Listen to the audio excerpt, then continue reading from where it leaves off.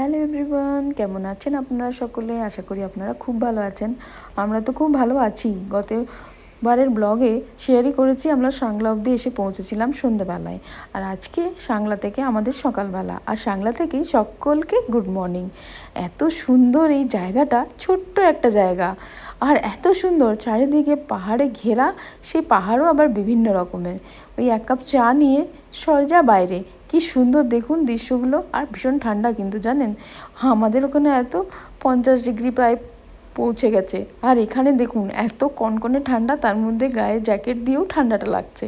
আর এই দেখুন কি সুন্দর বরফে ঢাকা সাদা পাহাড়, ছোট ছোট ক্ষেত, এসব দেখতে দেখতে মনটা তো একদম ভরেই গেল। সকালবেলাটা যদি প্রত্যেক দিনই এরম হয় কি মজা, তাই না?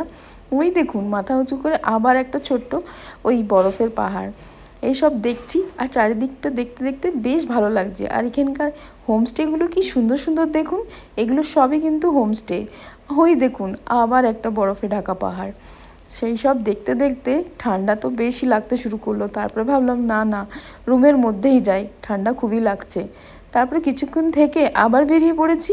আর এই জায়গাটা আমার সব থেকে প্রিয়। আমরা আগে এলে এই আগের রুমটাই পাই, তবে এখন পেছনের দিকটা পেয়েছি। আর এই পাহাড়গুলো দেখুন কি সুন্দর না, 3টে পাহাড় পরপর সাজানো, আর 3টে 3 রকমের। একটা বড় বড় গাছে ঢাকা, একটা একটু ছোট ছোট গাছ ধূসর রঙের, আর আরেকটা একদম ধপধপে সাদা। কি সুন্দর না? এই জায়গাটা দাঁড়িয়ে থাকতে আমার সব থেকে বেশি লাগে। ছোট্ট একটা জায়গা কিন্তু খুব সুন্দর।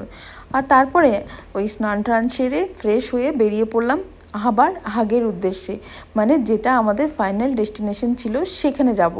তো চলুন যাই, জিনিসপত্র নিয়ে বেরিয়ে গেলাম। এখানের হোমস্টেগুলো খুব সুন্দর, আর এখানের লোকেদের ব্যবহারও খুবই ভালো। আপনি যেই সময় আসেন না কেন, ওনারা সব রকম সার্ভিস দেবে আপনাকে। তো যাই হোক, একটু ব্রেকফাস্ট করে বেরিয়ে গেলাম। আর চলুন এবারে যাই। তো আমরা সকাল 9টা নাগাদ বেরিয়ে পড়েছিলাম। সকাল সকাল যাবো, কারণ ওই জায়গাটা এত সুন্দর যে ওখানে গিয়ে কিছুক্ষণ সময় কাটাবো। আর আবার আজকেই আমাদের ফেরার আছে, তো আজ আবার আমাদের ফিরে যেতে হবে। তো চলুন, সাংলার থেকে চিতকুলের দূরত্ব হলো ওই 23 থেকে 25 কিলোমিটারের মতন। আর সময় লাগে ওই 1 থেকে 1.5 ঘন্টা। রাস্তা কিন্তু মোটামুটি এরকমই যেমন দেখাচ্ছে আর কি ভিডিওতে। খুব যে ভালো রাস্তা তা নয়, আবার খুব খারাপও নয়। তবে এই রাস্তাটা একদম যাওয়ার অযোগ্য সেটা বলবো না, রাস্তা ঠিকঠাকই। তবে বেশিরভাগ রাস্তাটাই এরকম মনে হবে, ওই একটু অফ রোডিং বা ওই মনে হবে কাঁচা রাস্তা। যাই হোক, রাস্তা ভালোই, খারাপ নয়। তো এই ছোট্ট ছোট্ট ব্রিজগুলো আপনার অ্যাডভেঞ্চারকে আরও বাড়িয়ে দেবে। এই ছোট্ট ব্রিজ দিয়ে ওই যে বলেছিলাম না আগের ব্লগে, এক পাহাড় থেকে আরেক পাহাড়, আর সঙ্গে এই ছোট্ট ছোট্ট মন্দিরগুলো কি সুন্দর দেখুন। আর এটা একটা দেবী মাতার মন্দির। তো চলুন আরও আগে যাই। আর এই যে বরফের পাহাড়গুলো যত কাছে আসছে, ততই ইচ্ছে করছে কত তাড়াতাড়ি এই জার্নিটা আমাদের শেষ হবে। আর ওই যে বললাম প্রায় 1 থেকে 1.5 ঘন্টার মতন লাগবে। পাহাড়ের আঁকাবাঁকা রাস্তা তো বটেই, সেই সঙ্গে রাস্তা এরমই, মানে যেমন ভিডিওতে দেখছেন সেই রকম পুরো রাস্তাটাই এরকম।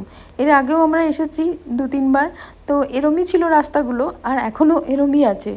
আর এখানে রাস্তা বানালেও কোনো কাজে লাগবে না, কেননা ওই যে বর্ষাকালে কোথাও না কোথাও কিছু না কিছু দুর্ঘটনা ঘটেই থাকে, আর রাস্তাগুলো সব খারাপ হয়ে যায়। আবার রাস্তা তৈরি হয় আবার নষ্ট হয়।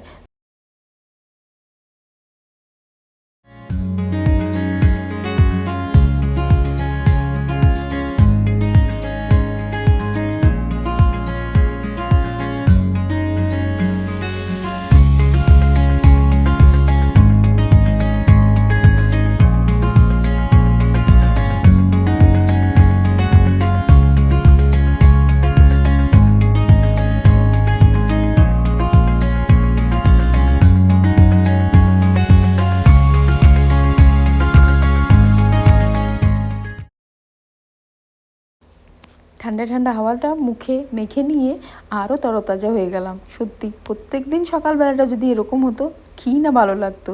যদিও এখানে কোনো সুযোগ সুবিধা নেই, তবুও ওই শহরের কংক্রিটের জঙ্গল ছেড়ে কয়েকদিন এখানে কাটিয়ে গেলে বেশ হয়।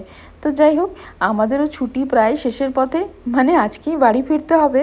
আর চিতকুলও আমাদের ফাইনাল ডেস্টিনেশন ছিল, সেখানে গিয়ে একটু ঘুরে তারপরে আবার বাড়ির পথে রওনা দেব।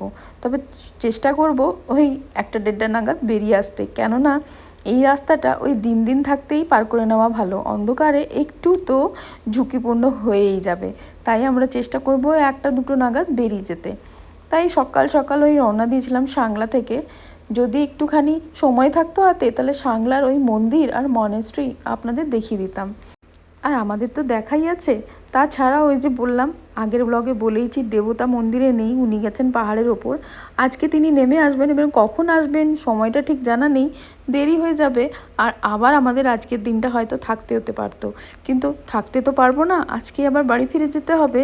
তাই আর ওই থাকলাম না সাংলাতে বেশিক্ষণ। থাক, ওটা তোলা রইলো, আবার কোনো দিন এলে আপনাদের দেখিয়ে দেবো। তো চলুন, এই পাথুরে রাস্তা, সঙ্গে নানান রকম ছোট বড় গাছ, বেশ সুন্দর এই রাস্তাটা। এই রাস্তাটা এতটাই অ্যাডভেঞ্চারাস যে এই রাস্তা দিয়ে যেতে যেতে মনে হবে আপনার এত দূরে আসাটাই সার্থক হয়েছে, আর কিছু দেখতে পাই চাই না পাই। আর এই সাংলা, চিৎকুল, কালপা এসব সাইডগুলোতে স্নোফল হয় বেশ অনেক দিন ধরেই। ওই শীতকালে মানে ডিসেম্বর নাগাদ এখানে স্নোফল শুরু হয় আর অনেক দিনই থাকে। তাই দেখুন না, এখনও পাহাড়গুলোতে কত বরফ জমে আছে। আমরা ওই গেছিলাম এখানে এপ্রিল মাসে শেষের দিকে, আর দেখুন এখনও পাহাড়ের মাথায় কত বরফ। আর ঠান্ডাও বেশ লাগছে। তবে এখানে লাইভ স্নোফল দেখা মনে হয় সম্ভব হবে না, কেননা ওই শীতকালে যখন খুব হেভি স্নোফল হয় তখন মনে হয় এখানকার রাস্তা বন্ধ থাকে। অতটা আমার জানা নেই, তবে শুনেছি তাই যে এখানে বন্ধ থাকে। আর এই যখন আমরা ওই হোমস্টেতে ছিলাম তখন জিজ্ঞাসা করছিলাম ওদের, ওরাও তাই বললো যে রাস্তা বন্ধ হয়ে যায় মাঝে মাঝে শীতকালে। তো যাই হোক, লাইভ স্নোফল যে কোনো সময় হয়ে যেতে পারে, পাহাড়ের ওয়েদারের তো কখনো ঠিকানা থাকে না। ওই সাংলাতে হোমস্টেতে ওদের যে স্টাফরা ছিল তাদের সঙ্গে কথা বলছিলাম, তারাও বললো কিছুদিন আগেই নাকি এখানে স্নোফল হয়েছে, তাই পাহাড়ের মাথায় এখনও এত বরফ জমে আছে। বুঝুন, এখনও স্নোফল হচ্ছে। মানে হয়তো মার্চ মাসের শেষের দিক করে একবার স্নোফল হয়েছিল, বা বলতে পারছি না কখন হয়েছিল, আমরাও সেটা জিজ্ঞাসা করতে ভুলে গেছি। তবে ও বলল কিছুদিন আগেই নাকি এখানে স্নোফল হয়েছে। দেখুন, এখানে কখন কী যে হয় সে কেউ বলতে পারে না, পাহাড়ের ওয়েদারই এরম।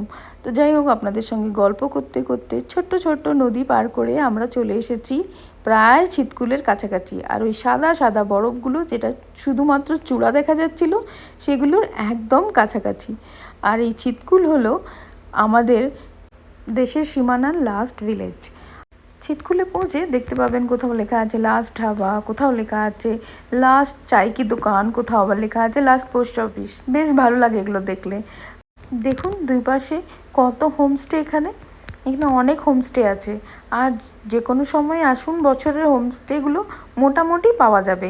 যে একদম সব সময় সব জায়গা ফুল থাকে এমন কিন্তু নয়।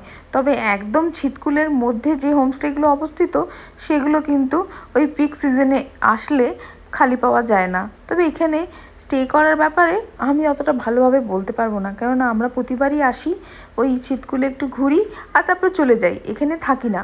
তবে একদিন আসবো এখানে থাকার জন্য। এখানে 2 দিন থাকা মানে আমাদের কাছে একটা ড্রিম। আমরা অনেক দিন ধরেই ভাবি যে চিৎকুলে গিয়ে থাকবো, কিন্তু কোনোবারই জানেন তো একবারে চিৎকুল অবধি আসা হয় না। কিন্তু বাড়ি ফেরার সময় ঠিক চিৎকুল থেকে যাত্রা শুরু করি, মানে আমাদের চিৎকুল থেকে জার্নি শুরু করি আর একদম বাড়িতে গিয়ে পৌঁছাই, কিন্তু আসার সময় সেটা আর করতে পারি না। আসার সময় কেন না জানি মনে হয় যে কোথাও কোথাও ওই থেমে থেমেই আসি। এই দেখুন, চিৎকুলে আমরা ঢুকে গেছি। তবে সাংলায় যতটা ঠান্ডা ছিল এখানে ঠান্ডাটা আরও বেশি। তবে দিনের বেলায় খুব যে বেশি ঠান্ডা লাগে তা নয়, তবে রাত্রিবেলায় ঠান্ডাটা সত্যিই খুব কনকনে। রাত্রে এখানে প্রচুর ঠান্ডা লাগে। আর এই যে এইটা হলো চিৎকুলের ওই সিগনেচার পয়েন্ট বলতে পারেন। এখানে সবাই ফটো তোলে, তাই আমিও আর বাকি থাকি কেন, আমিও থেমে গেলাম, কয়েকটা ছবি তুলে নিয়ে গেলাম। আর দেখুন এই ভ্যালিটা কি সুন্দর, তাই না? একটা নদী, ছোট বড় নানান ধরনের পাহাড়, কোথাও বরফে ঢাকা, কোথাও ধূসর, কোথাও আবার ওই গাছে ঢাকা পাহাড়। আর এই যে পৌঁছে গেছি আমরা চিৎকুল ভিলেজ, আর ওখানে গাড়িটা পার্ক করে দিয়েছি। গাড়িটা আপনি যে কোনো জায়গায় পার্ক করতে পারেন। এখানে আমরা একটা হোটেলের পাশে পার্কিং করে দিলাম গাড়িটার, কিন্তু কোনো রকম কোনো পয়সা লাগে না। আর চিৎকুলে এসে চিৎকুল ভিলেজটা ঘুরে দেখবো না তা কেমন করে হয়, তাই ঢুকে পড়লাম গ্রামের রাস্তায়। দেখুন পাথরের রাস্তা, পাথর দিয়েই বেশ সুন্দর সুন্দর দেওয়াল বানানো, আর জায়গায় জায়গায় কাঠ কেটে রাখা বা জমা করে রাখা। এই সময়টাই ওরা সমস্ত কিছু স্টোর করে রাখে ঠান্ডার সময় ব্যবহারের জন্য, কেননা ঠান্ডায় না কোনো জিনিসপত্র এখানে পৌঁছাতে পারবে, আর রাস্তা তো বন্ধ থাকে, তাই জন্য ওই শীতকালের সঞ্চয় এখন থেকেই করতে থাকে।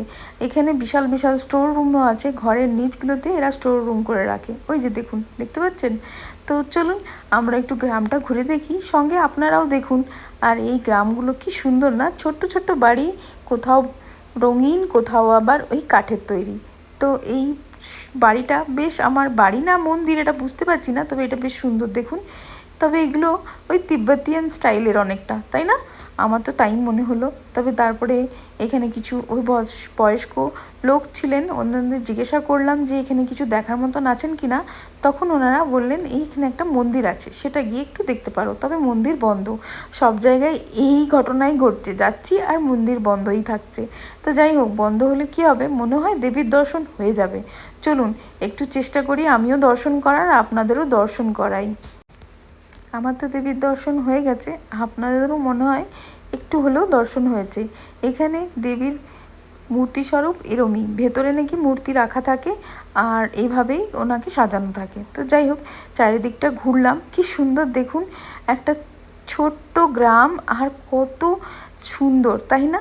আর এটা হলো এখানকার ওই লাস্ট পোস্ট অফিসের কথা বলছিলাম না, মানে ভারতীয় সীমানার লাস্ট পোস্ট অফিস। যদিও এটা নতুন বানানো হয়েছে, পুরনো পোস্ট অফিসটা আরও উঁচুতে ছিল, আর ওটা ছিল কাঠের তৈরি। এখন এটা নতুন বানানো হয়েছে, আর এখানেই হলো সেই ভারতীয় সীমানার লাস্ট পোস্ট অফিস। আর এই বাড়িটা দেখুন কি সুন্দর, তাই না?